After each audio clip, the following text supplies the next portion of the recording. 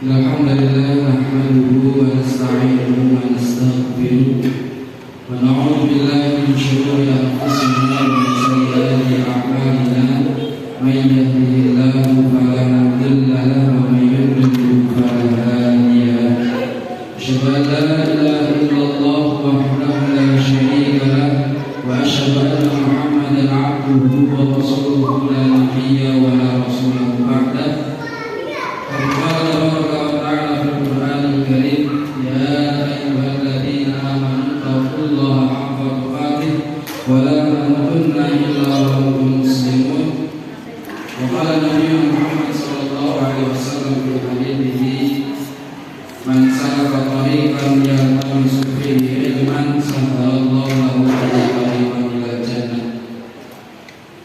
Allahumma 'allimna ma yanfa'una wanfa'na bima 'allamtana warzuqna 'ilman yanfa'una. Allahumma inna nasta'udziruka ma 'allamtana farzuqhu 'inda hajatina wa la tansana wa'amin ya rabbal 'alamin. Ma'asyiral muslimin, Bapak Ibu jamaah salat maghrib rahimani wa rahimakumullah. Diberkahi Bapak Ibu.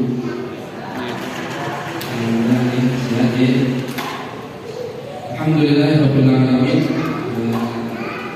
Atas limpahan nikmat dan rahmat dari Allah Subhanahu wa taala, kita semuanya bisa berkumpul di dalam sesi ini hati sehat walafiat, dan kita memohon Allah Subhanahu wa taala setelah majelis ini selesai, kita memohon Allah agar senantiasa keimanan kita dan takwa kita meningkat di sisi Allah Subhanahu wa taala. Salawat dan salam semoga senantiasa Allah curah dan limpahkan kepada Rasulullah Sallallahu Alaihi Wasallam, pada keluarga beliau, sahabat beliau, tabi'in, tabi'in, dan orang-orang yang senantiasa menunjukkan sunnah-sunnah Rasulullah hingga yaumul qiyamah. Ma'asyiral muslimin rahimani wa rahimakumullah. Pada pertemuan lalu kita sudah membahas tentang sahabat yang membawakan hadis pertama, tentang niat Amirul Mukminin Abi Hafsin Umar bin Khattab. Kemarin sudah kita bahas tentang Umar bin Khattab itu siapa? Salah seorang sahabat yang Allah karuniakan keberanian dan Allah karuniakan Islam itu ada yang membela dengan gigih, dengan kuat, sehingga orang-orang Quraisy yang dahulunya menyiksa para sahabat ketika Umar bin Khattab masuk Islam, maka orang-orang kafir Quraisy itu agak sedikit kendor. Masyaallah, subhanallah wa rahmatullah. Dalam hadis innamal a'malu binniyat itu ada satu yang menakjubkan. Apa itu? Hadis yang senantiasa para ulama itu menjadikan hadis nomor 1. Innamal a'malu binniyat wa innamal likulli imrin ma nawa. Hadis ini tidak didapatkan riwayat kecuali yang meriwayatkan dari Umar bin Khattab. Para ulama menyebutkan hadis ini menjadikan hadis nomor 1 di dalam kitab hadis. Karena hadis ini menyangkut dengan keikhlasan kita tentang niat. Innamal a'malu binniyat, karena apa? Setiap perbuatan bersami itu harus dilandasi dengan niat. Dan para ulama melihat bahwasanya walaupun yang membawa hadis hanya Umar bin Khattab, tapi melihat makna hadis tersebut ternyata sesuai dengan apa yang difirmankan oleh Allah di dalam Al-Quran. Contohnya di dalam surat Al-Baqarah, wa ma tunfiquna illa ibtigha'a wajhillah, dan tidaklah seseorang itu berinfak kecuali hanya mengharap ridha-ridhonya Allah Subhanahu wa taala, mengharap sesuatu dari Allah.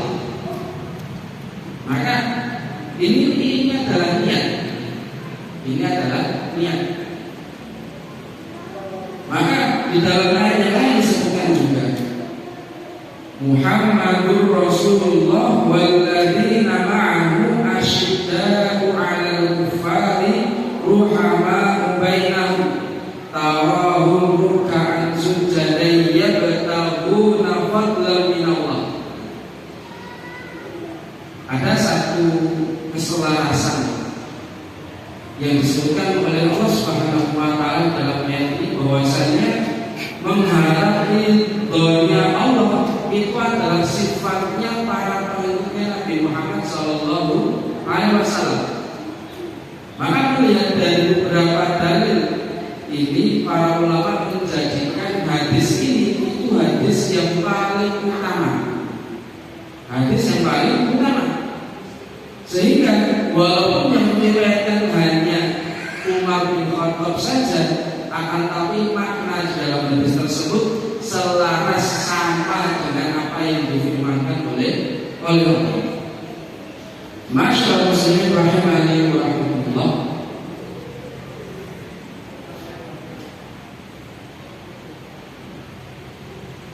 Hadal hadithu ahadul ahadisul lati 'alaiha madarul Islam.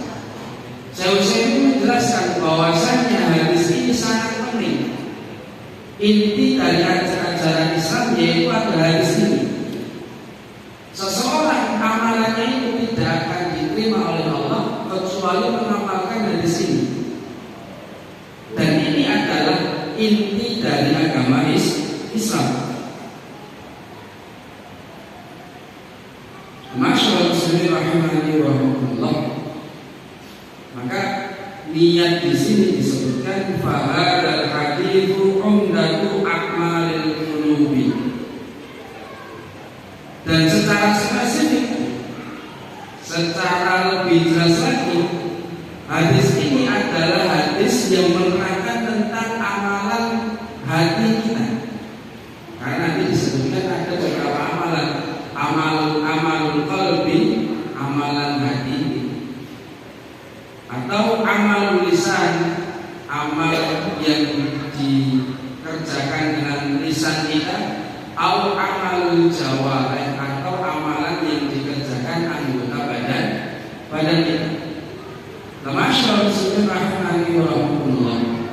Dan amalan hati ini itu tidak hanya niat saja, ikhlas, sabar, kemudian tawakal dan lain sebagainya. Tapi semua itu intinya cuma satu, yaitu adalah niat. Adapun amal lisan, amalan yang dilakukan dengan lisan kita banyak sekali. Jujur, kemudian tidak bohong, jujur, tidak bohong, kemudian zikir, melantunkan ayat-ayat Quran, dan masih banyak lagi.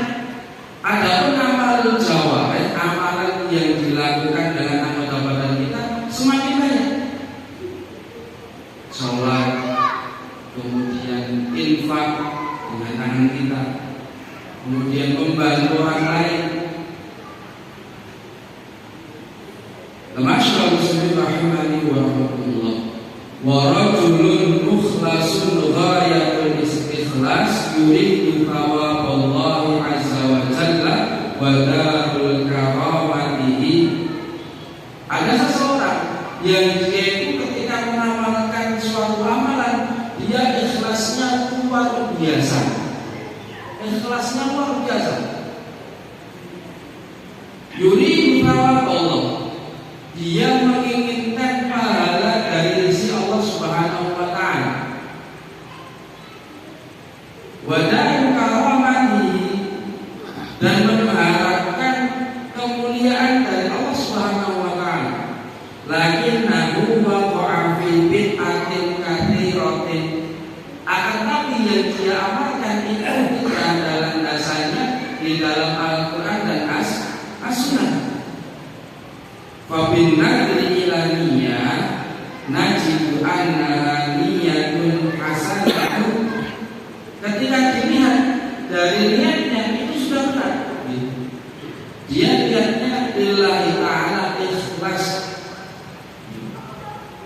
sampai makhraj hurufnya itu jelas ikhlas.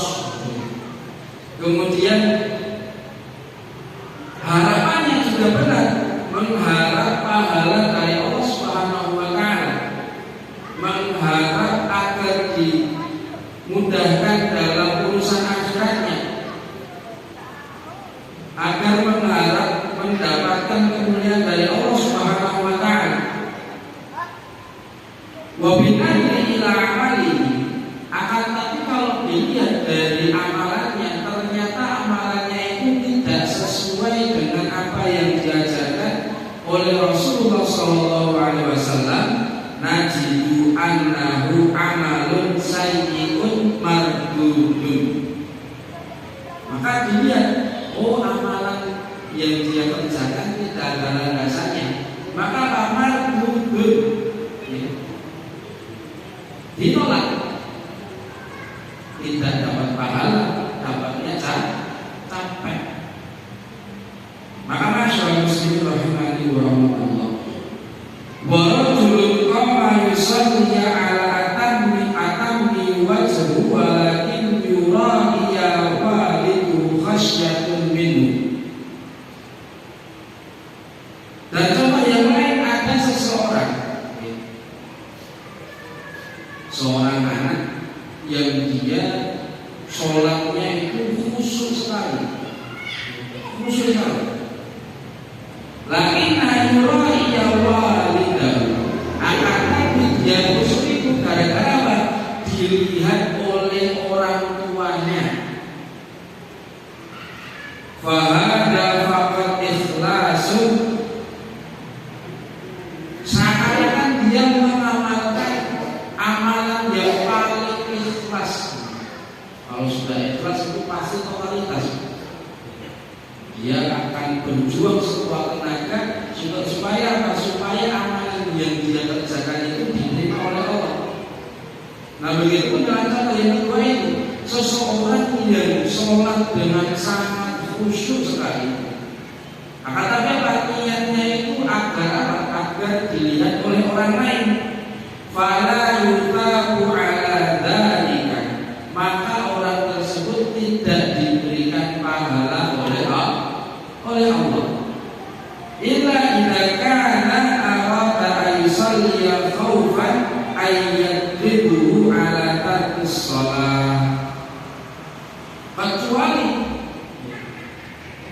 kalau seorang anak itu dilihat oleh orang tuanya, dan seorang anak tersebut kalau tidak khusyuk sholatnya nanti akan dipukul oleh orang tuanya, maka apa? Maka ini beda. Maka ini beda. Maka masyaallah bismillahirrahmanirrahim. Maka dari dua contoh yang disebutkan oleh Syekh ini kita bisa melihat bahwasanya hubungan antara niat dengan amalan itu sangat kuat sekali. Kalau ada salah satu saja yang salah, antara niat yang salah atau amalannya yang salah, maka apa? Maka mardudun, maka tertolak. Walaupun apa, kita sholat itu sehari 5 kali, ditambah sholat sunnah, ditambah qiyamul lail, tahajud dan lain sebagainya, tapi apa? Tidak ada niat, maka mardudun. Ada niat tapi niatnya salah, maka ditolak amalannya. Akan walaupun seseorang yang niatnya sudah benar, tapi apa? Amalan yang dia kerjakan itu tidak ada landasan dari Allah dan dari Rasulnya, maka juga tertolak mardudun. Masyaallah subhanallah. Maka sejatinya seyogyanya seorang muslim ketika dia ingin mendapatkan pahala yang besar di sisi Allah, maka dia bisa meniatkan segala aktivitasnya untuk Allah Subhanahu wa taala.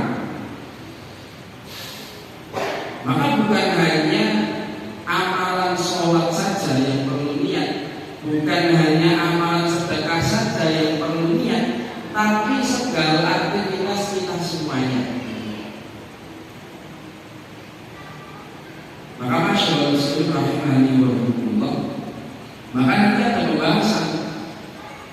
bahwasanya kelebihan dari niat adalah tamyizul adat anil ibadah, membedakan antara ibadah dengan kebiasaan. Kebiasaan seseorang itu bisa bernilai ibadah. Maka masyaallah muslimin rahimani wa rahimakumullah. Nah, kebiasaan seseorang itu bisa bernilai ibadah manakala dia niatkan lillahi ta'ala. Yarjuna thawab Allah, mereka mengharap pahala dari Allah Subhanahu wa ta'ala. Seberat apapun kondisi kita, seberat apapun aktivitas kita, seberat apapun amalan yang kita kerjakan, maka jangan lupakan untuk niat lillahi ta'ala, untuk meniatkan amalan kita, untuk meniatkan kegiatan kita. Jangan sampai kegiatan kita itu tidak bernilai ibadah, tidak bisa mendatangkan pahala karena tanpa perlu berniat. Maka masyaallah muslimin rahimani wa rahimakumullah. Maka nanti ada pembahasan apakah niat kita yang kita niatkan di dalam hati itu memerlukan kata-kata lillahi ta'ala. Dan biasanya pun kita mendengar nawaitu sawma ramadhana lillahi ta'ala, nawaitu sholatal maghrib lillahi ta'ala, aku meniatkan untuk sholat maghrib lillahi ta'ala, nawaitu sholatal isya'i lillahi ta'ala, aku niat untuk sholat isya lillahi ta'ala. Maka pertanyaannya, apakah niat kita itu harus ada kata-kata lillahi ta'ala? Kita kadang ngomong begini Pak, kadang ya Pak. Maka di sini ada dua pendapat. Pendapat yang pertama, pendapatnya Imam Al-Ghazali menyebutkan seorang muslim itu tidak perlu meniatkan, dan niat tersebut mengandung kata-kata lillahi ta'ala. Perlu niat, wajib ada niat, tapi apa? Tidak perlu ada kata-kata lillahi ta'ala.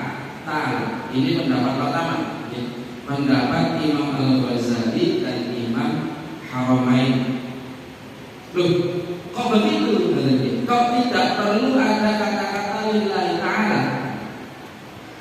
Masyaallah muslimin rahimani wa rahimakumullah. Karena beliau berdua beralasan dan beranggapan bahwasanya segala ibadah yang dilakukan oleh seorang muslim pastinya untuk Allah Subhanahu wa ta'ala. Maka di sini beliau beralasan, maka seorang muslim tidak perlu di dalam kata-katanya itu ada kata-kata lillahi ta'ala.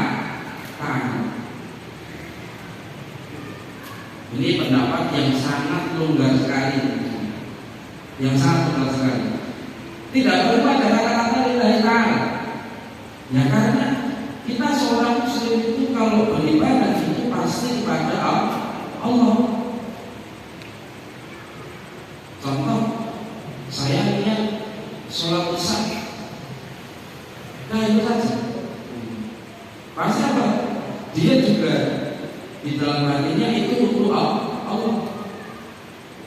Walaupun dia meniatkan saya sholat isya, itu saja. Maka menurut beliau Imam Al-Ghazali itu sudah cukup.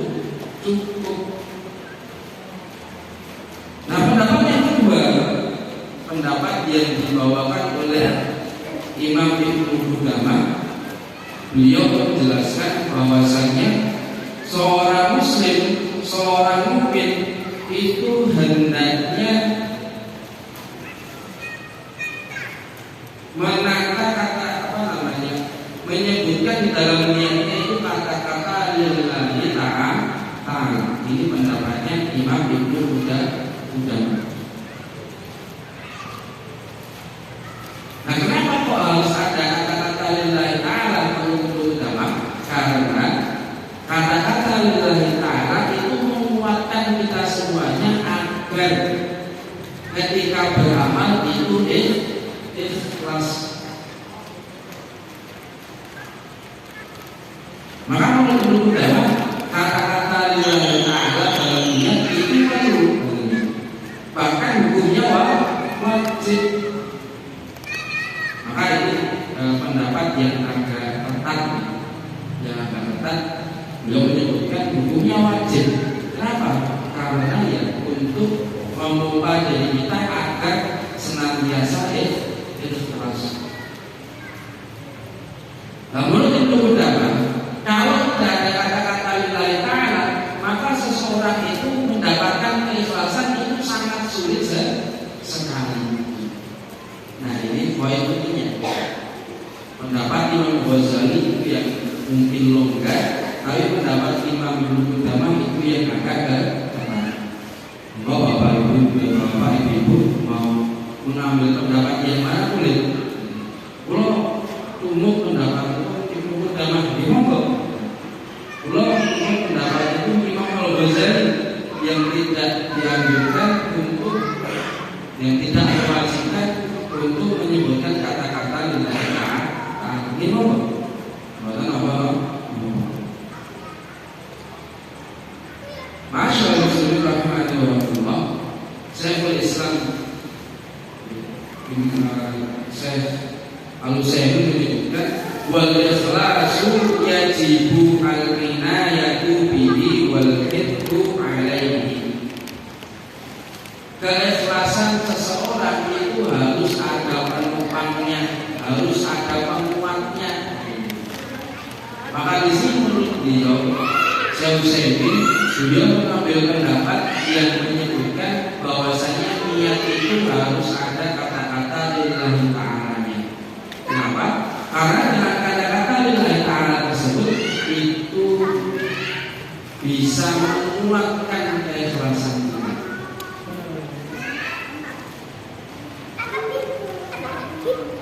Masyaallah muslimin rahimahullah. Dahulu ada salah seorang muadzin ketika beliau mau adzan itu beliau melihat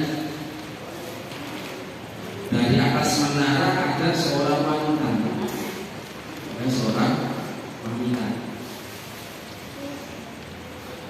Menurut beliau wanita ini sangat cantik sekali.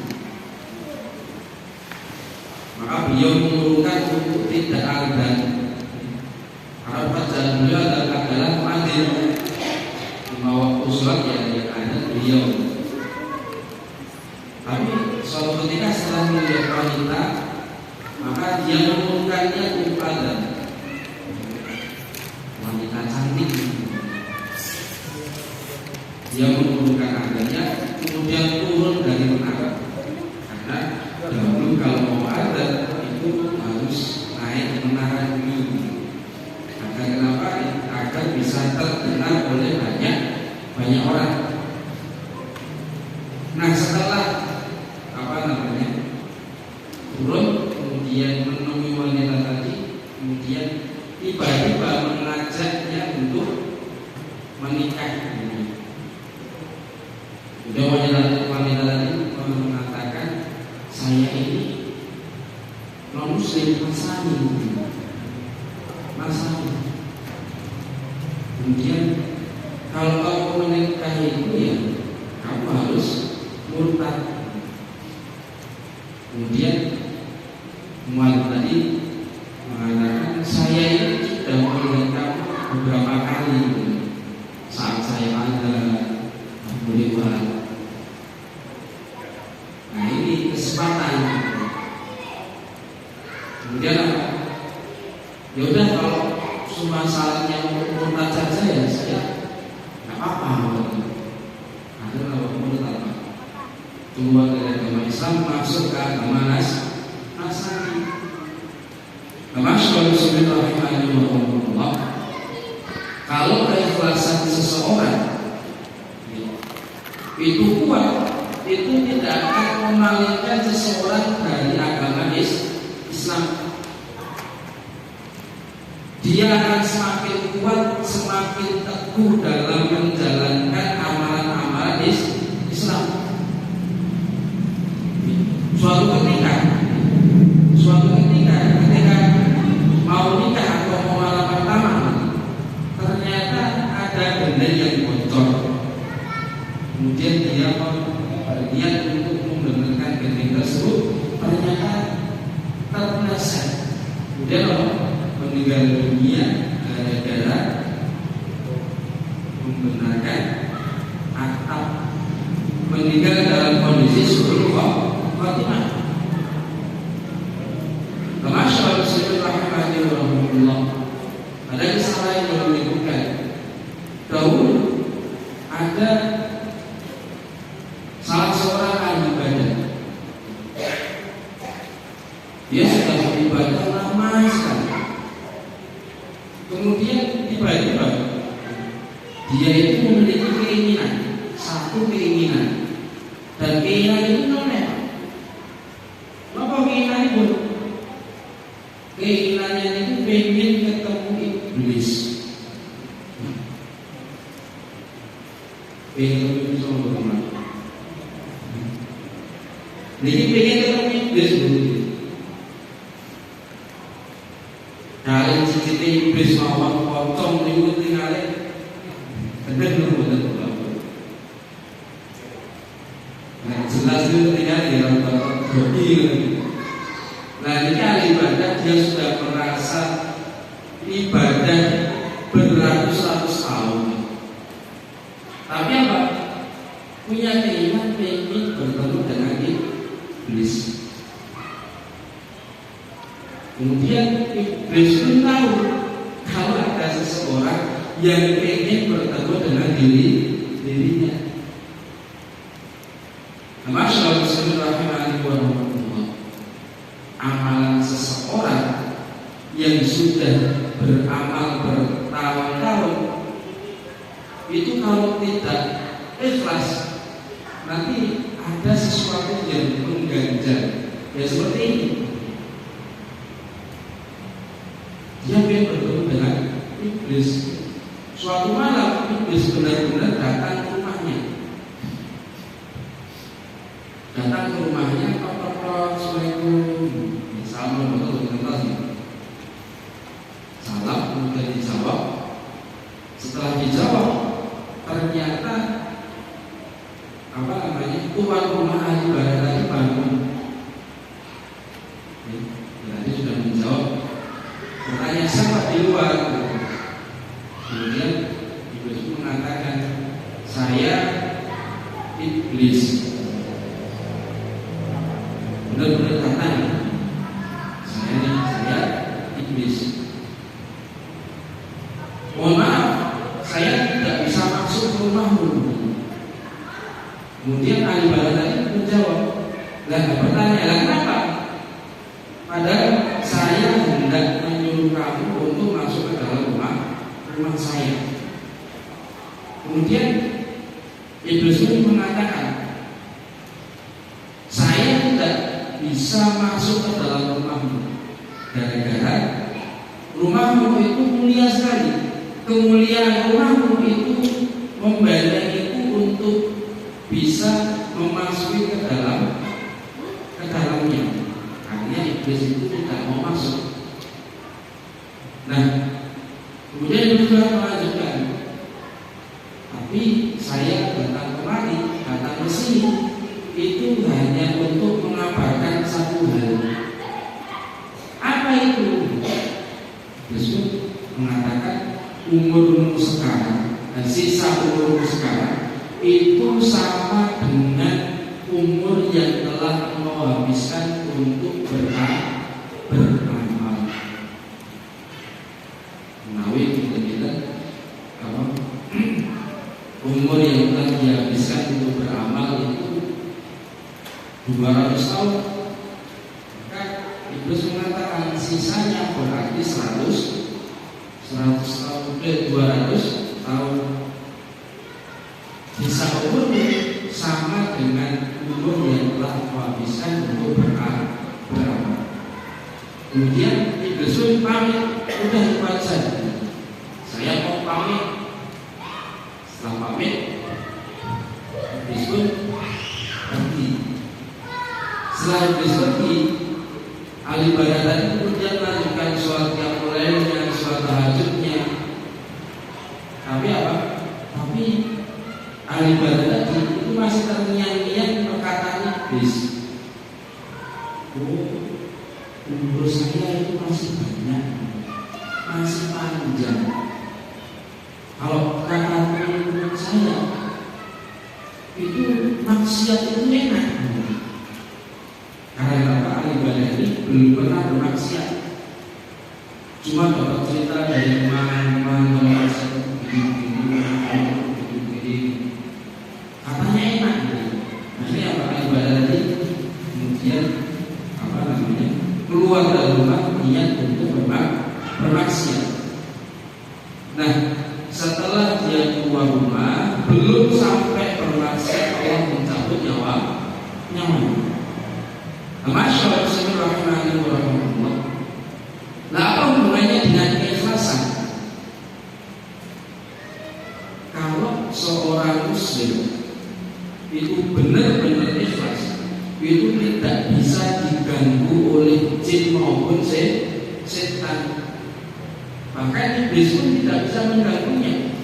Sampai-sampai Iblis pun berjanji kepada Allah bahwasanya Iblis hanya bisa menggoda orang-orang yang tidak ikhlas dalam beramal. Illa ibadaka minhumul mukhlasin.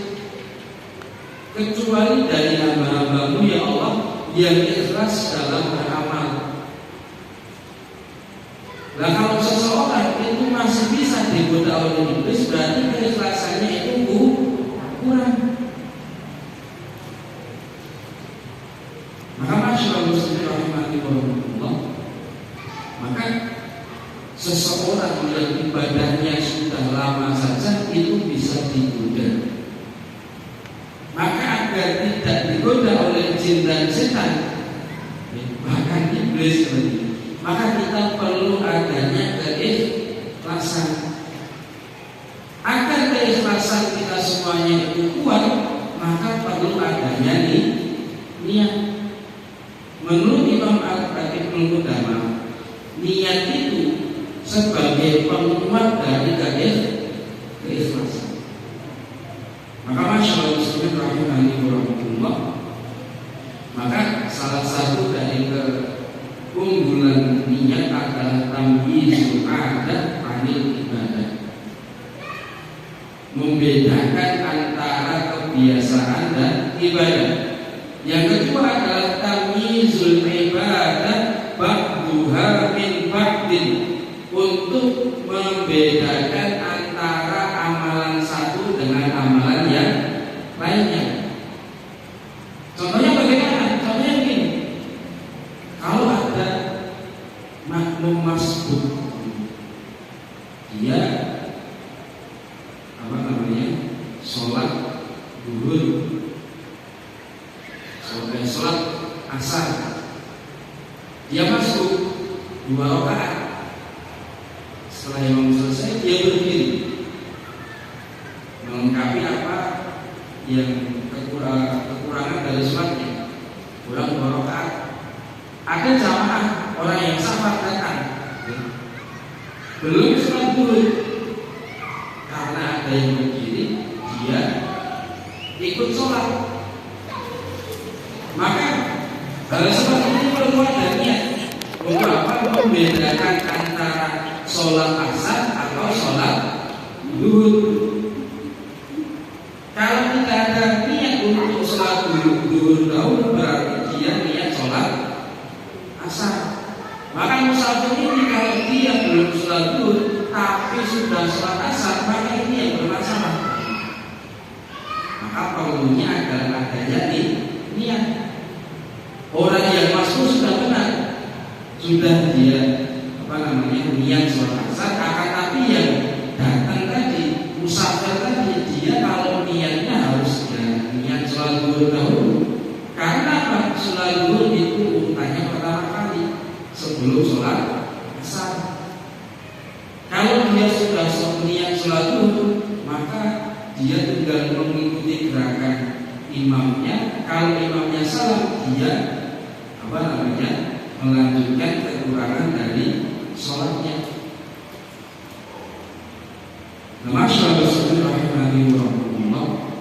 Nah ini perlu adanya niat untuk membedakan antara amalan yang sunnah ataupun amalan yang wajib, untuk membedakan amalan satu dengan amalan yang lainnya. Maka masyaallah rahimahullah. Maka di sini sangat penting sekali peran dari niat. Maka jangan sampai aktivitas kita itu terlepas dari niat. Harus ada niat. Sebagai seorang muslim, seorang mukmin, niat itu adalah amalan yang penting. Disebutkan dalam Islam pokok dan intinya ajaran Islam. Maka masyaallah rahimahullah, maka jangan sampai tidak meniatkan satu amalan yang kita kerjakan, maka itu harus kita ubah.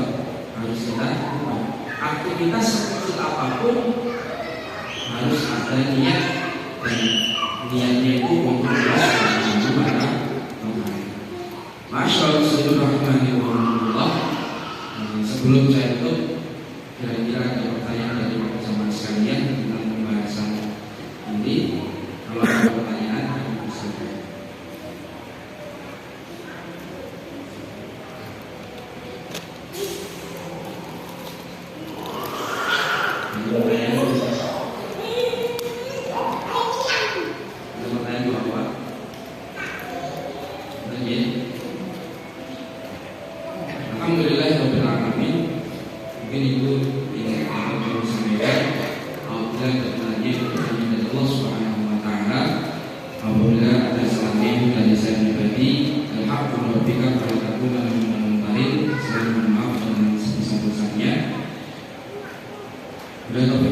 Assalamualaikum warahmatullahi wabarakatuh.